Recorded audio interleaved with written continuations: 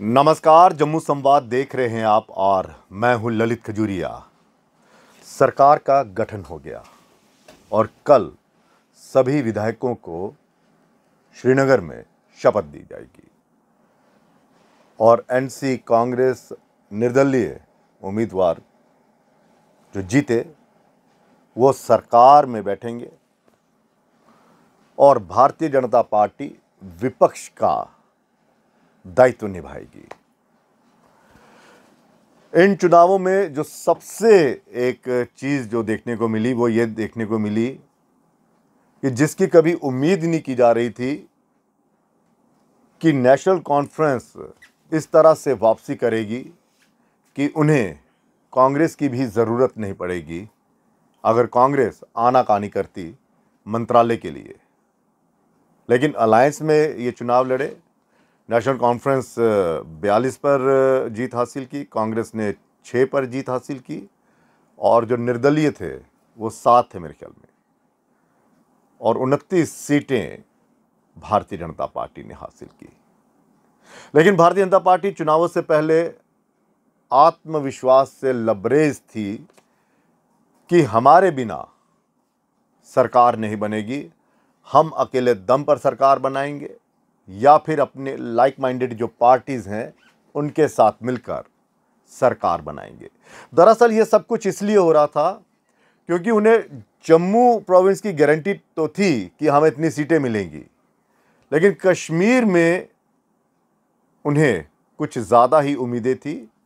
मकसद यही था कि कुछ आज़ाद जीते, कुछ अपनी पार्टी जीते, सजाद लोन की पार्टी जीते, और जो एक उम्मीद बनकर उभरे थे इंजीनियर रशीद, कुछ वो जीत कर आएंगे तो शायद इन सब से मिलकर हम सरकार बना लेंगे। लेकिन हुआ उल्टा, सब के सब पानी के बुलबुले साबित हुए और नेशनल कॉन्फ्रेंस ने जिस तरह से जीत हासिल की उसने ये बता दिया कि भारतीय जनता पार्टी कहाँ खता खा गई। तो क्या इस हार के पीछे भारतीय जनता पार्टी का अति आत्मविश्वास था? क्या कश्मीर को समझने में वो फेल हो गए, या फिर जो नए जम्मू कश्मीर के आर्किटेक्ट गिने जाते हैं जिनका नाम अरुण कुमार जी हैं, वो अपने उन लोगों पर ज़्यादा ही विश्वास कर गए जो उन्हें जम्मू से दिल्ली तक खबर पहुंचाते थे? जी हां, रविंदर रैना जी और संगठन महामंत्री अशोक कौल जी। क्या इन्होंने गुमराह किया? क्योंकि रविंदर रैना के बयान आए और उन बयानों ने जो खलबली मचाई उससे तो यही साबित हुआ कि भारतीय जनता पार्टी को नुकसान हुआ। और अशोक कौल जी की वो रणनीति कि मुझे कश्मीरी भी आती है, हिंदी भी आती है, अंग्रेजी भी आती है, इसीलिए मैं कश्मीर में ज़्यादा काम करूंगा, और उनके सहयोगी जो सुनील शर्मा वो कई सालों तक कश्मीर में ही डटे रहे और कश्मीरियों का विश्वास जीतने की कोशिश करते रहे और उस दहलीज पर आ गए कि भाई साहब सरकार हम बनाएंगे, हमने विश्वास जीत लिया है। लेकिन 8 तारीख को जो समीकरण बदला उसने ये बता दिया कि भारतीय जनता पार्टी अभी भी अछूत है घाटी में। लेकिन क्या सिर्फ यही था? क्या रविंदर रैना जो खुद हार गए और इस तरह से हार हुई कि जिन्होंने उन्हें हराया उनको डिप्टी सीएम बना दिया, सुरिंदर चौधरी को। आप सोचिए कि किस तरह से इस हार ने भारतीय जनता पार्टी को कहीं ना कहीं मुंह छुपाने के लिए नहीं छोड़ा। वो इसलिए मैं कह रहा हूं क्योंकि भारतीय जनता पार्टी के कुछ ऐसे फैसले, रविंदर रैना की कुछ ऐसी रणनीति और अशोक कौल जी के अति आत्मविश्वास ने जो नुकसान पहुंचाया वो सबके सामने है। सबसे पहले बात करेंगे रविंदर रैना की। आप सोचिए कि रविंदर रैना जिस कैंडिडेट से हारे, सुरेंद्र चौधरी, वो कभी भारतीय जनता पार्टी के सिपाही हुआ करते थे। हालांकि उससे पहले पीडीपी के थे, लेकिन पीडीपी को अलविदा कहा और भारतीय जनता पार्टी का दामन थामा और भारतीय जनता पार्टी में उन्होंने काम भी किया। लेकिन कुछ ऐसी घटनाएं हुई, यहाँ पर उन्हें अपना जो रास्ता था वो अलग करना पड़ा। और सोचिए, जिस व्यक्ति ने एक साल पहले, चुनावों से एक साल पहले भाजपा को अलविदा कह दिया और कोई सोच भी नहीं सकता था कि भारतीय जनता पार्टी को वो हरा देंगे, उन्होंने ये साबित कर दिया और नुकसान भारतीय जनता पार्टी को उठाना पड़ा। और सोचिए, जो व्यक्ति 30,000 तक वोट जिस व्यक्ति ने लिए, भारतीय जनता पार्टी ने उसे रोकने या मनाने की कोशिश तक नहीं की और नतीजा सबके सामने। रविंदर रैना की बात इसलिए हो रही है कि रविंदर रैना के जो बयान थे वो ये बता रहे थे कि ये बयान जो है वो घाटी में किस तरह से घातक साबित होंगे। सबसे पहला बयान, अब सोचिए, जब पार्लियामेंट के चुनाव हुआ और राजौरी पुंछ से अनंतनाग की जो सीट थी, वहां से भारतीय जनता पार्टी ने अपना उम्मीदवार नहीं उतारा और फिर धर्म संकट आन पड़ा कि भाई साहब, किसको हम चुनाव लड़ाएं, किसके लिए हम बैटिंग करेंगे, किसको वोट हम दिलवाएंगे। तो फिर फैसला हुआ कि जम्मू कश्मीर अपनी पार्टी को वोट दिलवाएंगे, बैट पर मोहर लगाएंगे। और पब्लिक ने ऐसी गुगली मारी कि बैट उन चुनावों में ही हार गया। क्या भारतीय जनता पार्टी के लिए सबसे घातक साबित हुआ कि एमपी का चुनाव वहां से ना लड़ना? क्योंकि इस असेंबली, आप देखिए, असेंबली चुनावों में जिस राजौरी पुंछ पर इतनी इतरार रही थी कि हमने गुज्जर बकरवाल को भी एसटी का वो दे दिया, स्टेटस दे दिया, पहाड़ियों का दिल जीतने के लिए बाकायदा बिल पास कर दिया और दूसरे पहाड़ी क्षेत्रों को इग्नोर कर दिया, उसी पहाड़ी क्षेत्र ने भारतीय जनता पार्टी की जो नैया थी वो डिबो दी और भारतीय जनता पार्टी सिर्फ एक सीट जीत पाई, सुंदरबनी की। बाकी सब की सब सीटें हार गए और भारतीय जनता पार्टी के प्रदेश अध्यक्ष रविंदर रैना भी अपनी हार बचा ना पाए। और हारे किससे? अपने ही साथी से। वो अपने साथी में इसलिए कह रहा हूं क्योंकि सुरेंद्र चौधरी भारतीय जनता पार्टी ज्वाइन की थी, लेकिन शायद सीट को लेकर रविंदर रैना ये सोच रहे थे कि मैं यहां से लड़ूंगा। और जाहिर सी बात है, जो बाहर से आएगा वो तो अपनी सीट से लड़ेगा जहां पर उसने अच्छा प्रदर्शन किया था। नौशहरा सीट से रविंदर रैना ने उनको हराया था। लेकिन जब आप किसी बाहर के व्यक्ति को प्रलोभन देते हैं या उनसे कमिटमेंट करते हैं, वो कमिटमेंट पूरी होनी चाहिए थी, लेकिन शायद वो कमिटमेंट पूरी नहीं हुई। तो तभी सुरेंद्र चौधरी जी ने वो सीट जो थी वो पार्टी छोड़ दी और अब नतीजा सबके सामने है। तो ये जो पार्लियामेंट का चुनाव ना हारना, ना लड़ना, जब जो पार्लियामेंट का चुनाव हुआ वो चुनाव ना लड़ना राजौरी पुंछ और अनंतनाग से, क्या यही इनके लिए घातक साबित हुआ? क्योंकि आप देखिए, भारतीय जनता पार्टी ने जम्मू और रियासी सीट से भी चुनाव लड़ा और डोडा, कठुआ, उधमपुर वाली सीट से भी एमपी का चुनाव लड़ा। और जहाँ जहाँ कमज़ोर थे, जहाँ जहाँ उनकी लीड कम थी, जहाँ जहाँ जो विधानसभा क्षेत्रों में प्रदर्शन अच्छा नहीं था, वहाँ पर मेहनत की और रिज़ल्ट ये निकला कि आप देखिए, ये सारी की सारी सीटें उन्होंने जीती हैं। एक आधी हार गई होगी, वो अलग बात है, लेकिन जो स्कोर था वो देखिए, जो परसेंटेज है वो बहुत ज़्यादा है। और यहाँ पर ये हुआ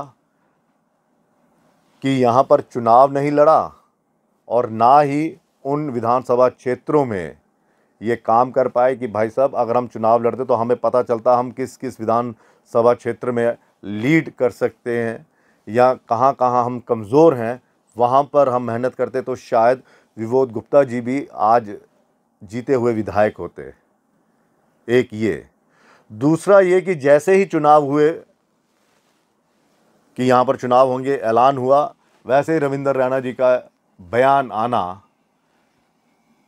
कि हम कश्मीर में अपने कुछ नुमाइंदे तो उतारेंगे, पार्टी के वर्कर्स तो उतारेंगे, चुनाव लड़ेंगे, लेकिन कुछ इंडिपेंडेंट हमारे हैं, उनका हम समर्थन लेंगे सरकार बनाने में, और कुछ लाइक माइंडेड पार्टियां हैं वो हमारे साथ हैं।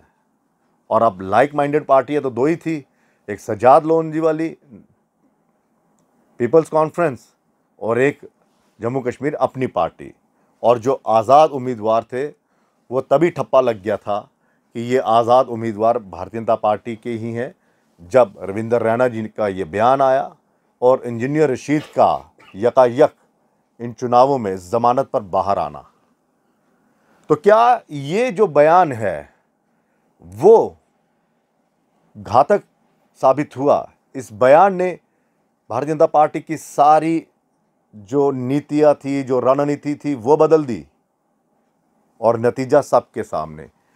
तीसरा ये कि कश्मीर में जिस तरह से इन्वेस्ट किया गया, नेताओं का वहाँ पर रहना, नेताओं का वहाँ पर 2-2 साल, 3-3 साल, 5-5 महीने यहाँ वहाँ पर लोगों से मुलाकात करना, नेताओं से मुलाकात करना और फिर भी दिल ना जीत पाना, ये भी एक घातक साबित हुआ।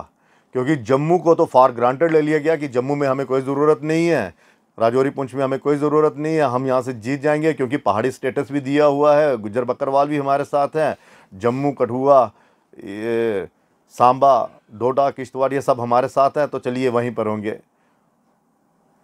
और जिस रणनीति से वहाँ पर इन्वेस्ट किया गया वो ये बता गया कि भाई साहब दिल्ली अभी दूर है। और सवाल इन नेताओं से करने चाहिए कि भाई साहब करोड़ों अरबों रुपए वहाँ पे इन्वेस्ट किया, कहाँ गया? किन किन नेताओं के सुरक्षा पे कितना खर्चा हुआ, रहने का खर्चा, पार्टी पर खर्चा, कितना कुछ हुआ। और कुछ नेता तो वहाँ पर सैर सपाटे करने के लिए भी चले जाते होंगे, तो ये सैर सपाटे के लिए वहाँ पर इन्वेस्ट हो रहा था क्या? और आज भारतीय जनता पार्टी जो है वो विपक्ष में बैठी हुई है, कल वहाँ पे शपथ लेंगे। और क्या रविंदर रैना के वो बयान लोगों को चुभे, या रविंदर रैना के वो बयान लोगों में विश्वास नहीं पैदा कर पाए कश्मीर में या गुज्जर बकरवालों में या पहाड़ी में, जित जित बकरी लंगो ओ एरिया थोड़ा, ये वो गड्डी नारो बावला, ये वो जो बयान है, क्या प्रदेश अध्यक्ष को शोभा देते थे ये बयान? और अशोक कोल जी क्या करते रहे? सिर्फ गोटियां यहाँ वहाँ वहाँ वहाँ वहाँ वहाँ। और जो हम पिछले 2 सालों से बात करते आए हैं कि जम्मू के उन तमाम नेताओं को साइडलाइन कर दिया गया जिन नेताओं की तुत्ती यहाँ पर बोलती थी, जो आवाज़ बुलंद होती थी जम्मू के लोगों के लिए। भले ही आप यहाँ पर जम्मू में सारी सीटें जीत गए, लेकिन ये बताइए पार्लियामेंट में बोलने वाला, असेंबली में बोलने वाला कौन है? कौन ऐसा नेता है जो नए चेहरे हैं, जिन पर आपने विश्वास जताया है, जो पहली बार चुनाव लड़ रहे हैं? कौन ऐसा नेता है जो वहाँ कश्मीर के नेताओं के सामने बोल पाएगा, उनकी उन गलत नीतियों का काउंटर कर पाएगा?